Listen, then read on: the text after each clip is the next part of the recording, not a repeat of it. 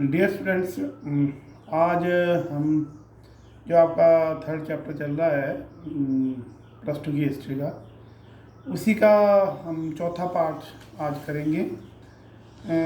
ये जो आपका चैप्टर है इसका नाम है सामाजिक इतिहास महाभारत के संदर्भ से। इसमें जो पिछला पार्ट था इसमें हमने किया था जाति के बारे में। तो मैंने कि आपके साथ शेयर भी किया था कि जाति एक ऐसा बंद समूह होता है जिसमें जो अंतर्विवाही समूह होता है ये बंद, और जिसकी जो जो आप सदस्यता है ये पैदा होते ही निर्धारित हो जाती है। और इसमें जो व्यवसाय है वो पैतृक होता है, और इसमें अनेक तरह के जो प्रतिबंध हैं उनका भी पालन करना पड़ता है। तो जाति एक ऐसा समूह समझ लीजिए आप जो आनुवांशिक होता है। तो आज इसकी हमने विशेषताएं कर ली थी। अब इसके बाद आज हम इसमें कंटिन्यू करेंगे जाति प्रथा के गुण। पहला गुण आता है कि जाति प्रथा जो है वो सामाजिक सुरक्षा जो है वो प्रदान करती है। जितने भी सदस्य होते हैं एक पर्टिकुलर जाति के, वो हमेशा एक दूसरे की सहायता करने के लिए तैयार रहते हैं। और अगर कोई एक व्यक्ति पे कोई संकट आए तो सब उसे सारी अपनी पूरी जाति का सहयोग जो हो प्राप्त हो जाता है। दूसरा इससे ये है कि जाति प्रथा का गुण की इससे व्यवसायिक जो निपुणता आती है।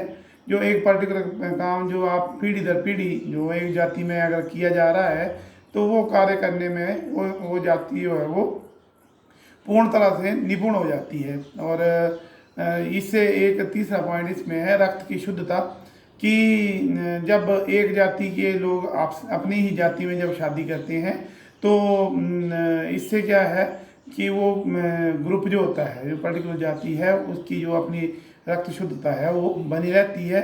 इससे मानसिक सुरक्षा भी मिलती है।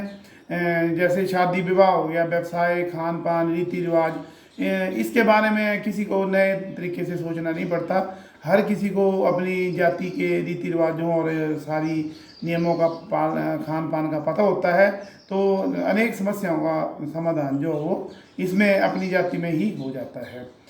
आगे है शिक्षा संबंधी कार्य, कि ये भी पहले निश्चित हो जाता है कि कौन कौन कितने कहाँ तक शिक्षा प्राप्त करेगा और इस संबंध में कौन कौन से नियमों का पालन किया जाएगा। तो मैक्सिमम जाति में लोग जो है वो अपनी सामाजिक स्थिति और कार्य के हिसाब से जो शिक्षा ग्रहण जो करते हैं। और क्या होता है इसका एक गुण जाति प्रथा का कि व्यवहार पे नियंत्रण होता है। प्रत्येक जो जाति है इसकी अपनी पंचायत होती है, और जो ये निर्धारित करती है कि जो जाति में जो भी बंधन बनाए गए हैं, रूल रेगुलेशन रखे गए हैं, उनकी अनुपालना हो। तो लोग जो है वो लोक निंदा से के कारण और जाति से बहिष्कार न हो जाए, इस कारण से बड़े जो कुछ नियम हैं, बड़े काम हैं, उसको भंग करने की सोचते भी नहीं है। और जो एक और है जाति प्रथा का गुण ये है कि इसमें श्रम का विभाजन हो जाता है। जो भी लोग हैं अपने श्रम के प्रति जो उनकी प्रेम और निष्ठा जो बढ़ जाती है, और ये उनमें ये भावना आ जाती है कि ये हमारा पुश्तैनी काम है। तो वो इतनी निष्ठा से करते हैं कि ये पूरा जो उत्तरदायित्व लेते हैं, और इसमें जो निराशा और संघर्ष का भी अंत हो जाता है। और एक गुण और है जाति प्रथा का कि राजनीतिक स्थिरता आती है। जैसे क्षत्रियों का काम था, माना गया था प्राचीन समय में कि राज करना। तो और ब्राह्मण और वैश्यों ने कभी क्षत्रियों से राजपाट मतलब हथियाने की चेष्टा कम की, मतलब पूरी तरह से तो किसी चीज़ को नकारा नहीं जा सकता, लेकिन बड़ा कम प्रयास किया, क्योंकि उन्हें लगता था कि जो ये क्षत्रिय हैं यही बने हुए हैं किस राजपाट करने के लिए। और वो अपना जो ब्राह्मण थे वो अध्यापन कार्य में लगे रहे, और जो दूसरे वैश्य थे वो वाणिज्य में लगे रहे, और इस वजह से कई वर्षों तक भारत में जो राजनीतिक स्थिरता बनी रही। लेकिन इस व्यवस्था के दोष भी हैं। तो जो इसके दोष हैं, पहला दोष है जाति प्रथा का कि इससे क्या होता है कि छुआछूत को प्रोत्साहन मिलता है। जैसे हमारे अब तो काफ़ी फर्क पड़ गया है, लेकिन ऐसा होता था कि जो उच्च जाति वाले हैं उनके साथ वो निम्न जाति वाले पढ़ नहीं सकते, उनको मंदिर में जाने की आज्ञा नहीं होती थी, पीने के लिए पानी के अलग कुएं होते थे, गांव अलग होते, निवास अलग होते थे। तो इन सभी कारणों की ये जो सारे दुष्प्रभाव थे, इनके वजह से जो हिंदू धर्म है इसको इस जाति प्रथा के कारण खोखला हो गया। दूसरा ये इसमें क्या होता है कि निम्न जो जाति वाले लोग होते हैं उनका जो शोषण का जो वो बढ़ता है। जो उच्च जाति वाले वर्ग के लोग होते हैं वो उनका शोषण करते हैं, और जैसे निम्न जाति जो वर्ग के जो लोग होंगे तो ऐसा समझा जाएगा कि उनका कर्तव्य ही सेवा करना है, और हर प्रकार से उनसे सेवा ली जाती है, और उनके जो अधिकार हैं उनसे उनको वंचित रखा जाता है। तो ये जो है ये एक जाति प्रथा का दोष है।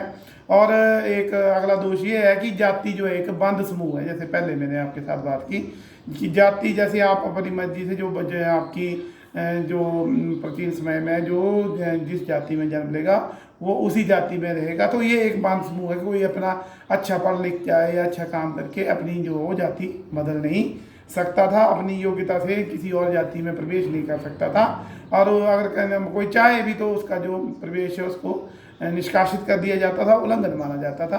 तो ये एक जाति प्रथा का दोष था। अगला जो दोष था वो था जाति चेतनता।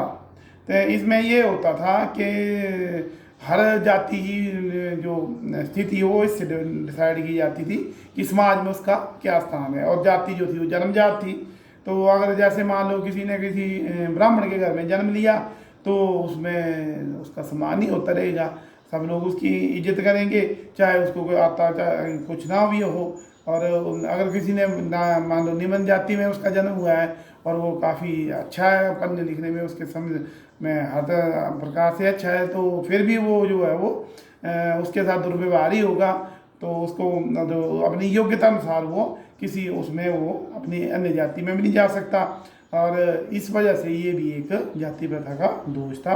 और क्या होता है इससे क्या है, सामाजिक जो एकता है इसमें भी रुकावट आती है, क्योंकि जो समाज है वो बड़ी सारी जातियों में बढ़ जाएगा, तो आपस में जो वो तालमेल नहीं रहेगा, एक दूसरे के प्रति खटास रहेगी। जब एक दूसरी जाति का शोषण करेगी तो ये संभव है कि जो रोष है वो ज़्यादा रहेगा, और कभी ना कभी इसमें टकराव होने की गुंजाइश रहती है। और क्या होता है, कार्य कुशलता में जाति प्रथा जो वो भी बाधक है, क्योंकि जो जातिगत नियंत्रण रहता है प्रत्येक सदस्य पे, और हो सकता है वो किसी अन्य व्यवसाय में, फैक्ट्री व्यवसाय के अलावा अगर किसी अन्य व्यवसाय में भी अगर अच्छा हो तब भी वो उसको अपना नहीं सकता था, और उसको चाहे उसमें उस चीज़ के इंटरेस्ट हो चाहे ना हो, उसको जो अपना जाति का परंपरागत जो उसका पुश्तैनी जो पेशा है वही अपनाना पड़ता था। ये इसलिए ये भी एक जाति प्रथा का दोष था। आगे ये है कि जाति प्रथा और जो है वो हमारा जो लोकतंत्र है उसके लिए भी काफ़ी हानिकारक है, क्योंकि प्रायः देखा गया है कि लोग चाहे अपने जो आपका उम्मीदवार है वो चाहे अच्छा हो चाहे ना हो, चाहे योग्य हो चाहे ना हो, लेकिन फिर भी अपने ही जाति के लोगों को जो वोट देना जो वो अच्छा समझते हैं। तो इस वजह से ये जो हमारा लोकतंत्र है, अगर मान लो किसी जाति के लोगों की संख्या किसी पर्टिकुलर क्षेत्र में ज़्यादा है तो वो उसकी जीतने की संभावना ज़्यादा रहती है। अगर जो थोड़े कम संख्या में है, अगर वो अच्छे भी होंगे तब भी उनको जो है वो आगे आने का या लोकतांत्रिक व्यवस्था में आगे जाने का संभावनाएं कम हो जाती हैं। तो जाति प्रथा जो है वो एक हमारे लोकतंत्र के लिए भी खतरा है, और इस जाति प्रथा के कारण ही हमारा देश जो वो कई वर्षों तक जो वो पराधीन भी रहा, क्योंकि हम लोग आपस में बटे रहे, एक दूसरे से हमारी मतलब सामंजस्य नहीं रहा।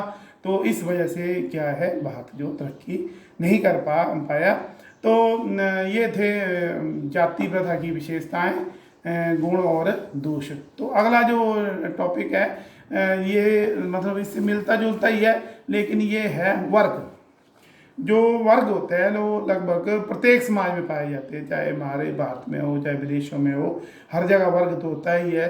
चाहे वो कोई भी समाज वर्गहीन नहीं होता है, चाहे उसमें आयु वर्ग हो, जैसे कोई जवान आदमी हो गए, थोड़े अधेड़ किस्म के हो गए, बूढ़े हो गए, ठीक है, कोई शिक्षा के आधार पे हो सकता है, लिंग के आधार पे हो सकता है। आदिकाल से ये ऐसा चल रहा है कि वर्ग जो है वो प्रत्येक समाज में होते ही हैं। कई जैसे वो अमीर गरीब हो गया, शिक्षित अशिक्षित हो गया, तो इस तरह से वर्ग तो होते ही हैं।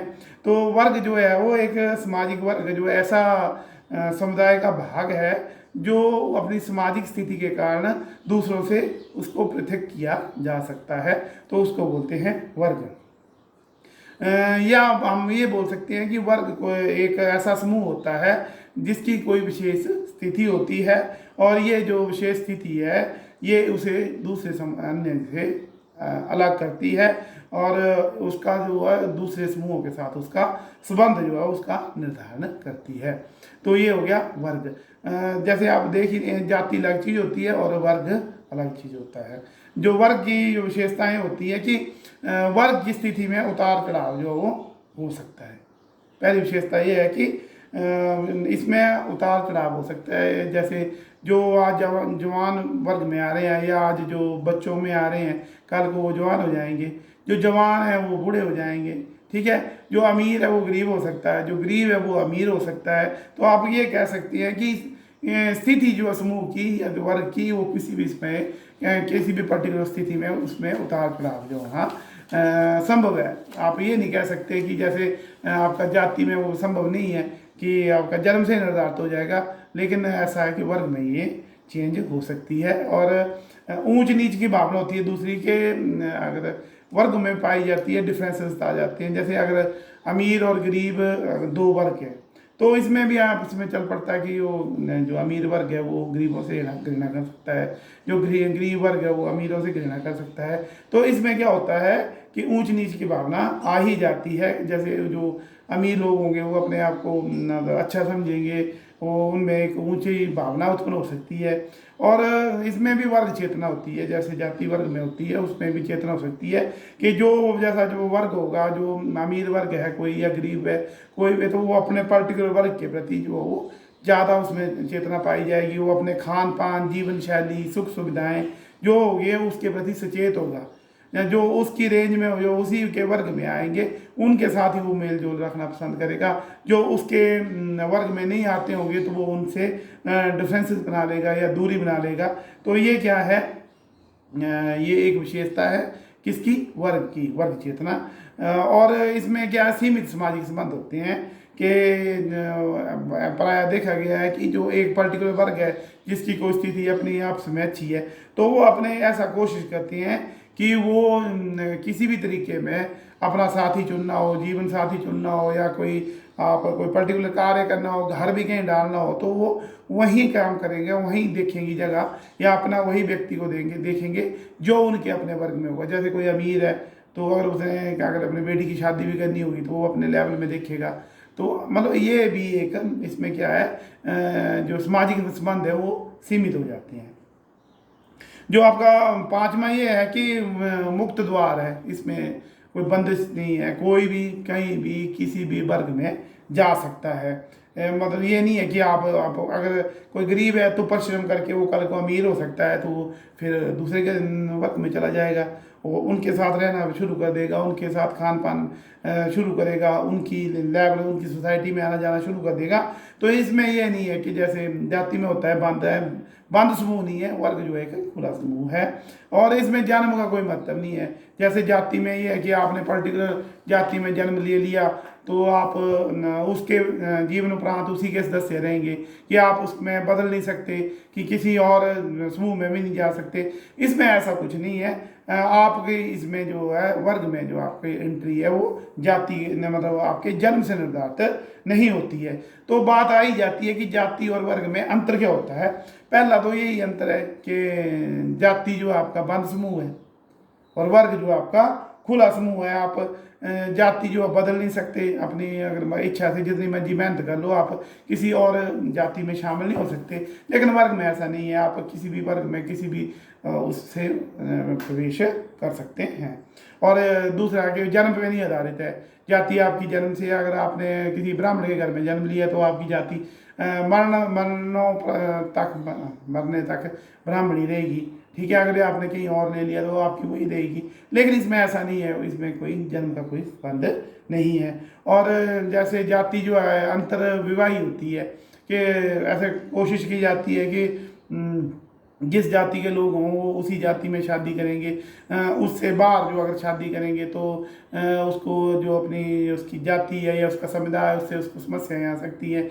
लेकिन वर्ग में ऐसा कुछ नहीं है, आप कोई भी जो अपने सुविधा अनुसार जो है वो दूसरे वर्ग में भी इसमें विवाह इत्यादि संबंध जो स्थापित कर सकते हैं। व्यवसाय का भी है कि आप देखो कि अगर किसी भी वर्ग का व्यक्ति कोई भी व्यवसाय चुनने में आप उसको आज़ादी है, मतलब किसी भी वर्ग से आप डॉक्टर इंजीनियर अगर कुछ भी मतलब हिसाब से आप कर सकते हैं, कोई भी व्यवसाय जो आप चुन सकते हैं। और इसमें ये है कि एक ही जाति और वर्ग में, जैसे जाति में खान पान का है कि भाई पर्टिकुलर जाति के लोग उसके साथ खाना पीना नहीं करेंगे, उसके साथ ये नहीं करेंगे, वो नहीं करेंगे, लेकिन वर्ग में ऐसा खान पान पे कोई प्रतिबंध नहीं है। आप किसी भी वर्ग का व्यक्ति किसी भी वर्ग के साथ हाथ मिला सकता है, उसके हाथ का बना खाना खा सकता है, ऐसा प्रतिबंध कोई नहीं है। और एक और बात है कि जो जाति और वर्ग में कि वर्ग में कोई वो नहीं है अस्पृश्यता, जो छुआछूत बोलती है आप, उसमें नहीं है। जाति में प्रथा में ये दुर्गुण है, लेकिन जो वर्ग है ऐसा इसमें छुआछूत या अस्पृश्यता का कोई संबंध नहीं है। ऐसा नहीं समझा जाता कि एक वर्ग का व्यक्ति अगर किसी दूसरे को छू लेगा तो कोई प्रॉब्लम आएगी। तो आज के टॉपिक में यही इसको समाप्त करते हैं। अब आपका एक लास्ट लेक्चर रहेगा, इसका जो चौथा बनेगा या शायद ये चौथा था या पांचवा, तो उसमें इसको मैं ख़त्म कर दूँगा, कंक्लूड करूँगा। अब महाभारत का ही वर्णन रह गया है, तो आप इसको ध्यान से सुने और इसको समझने के प्रयास करें। और मैंने एक जैसा आपको पहले भी बोला कि अपनी बुक्स अरेंज कर लें, और अगर आप बुक्स के साथ साथ चलेंगे, नोट्स को देखते देखते चलेंगे, तो मुझे लगता है कि ये काफ़ी इम्प्रूव रहेगा रिजल्ट। और आपकी ये क्लासेस जो हैं वो टिल जब तक आपके स्कूल नहीं खुल जाते तब तक कंटिन्यू रहेंगी। तो टिल देन मिलते हैं अब नेक्स्ट लेक्चर में। Till then thank you.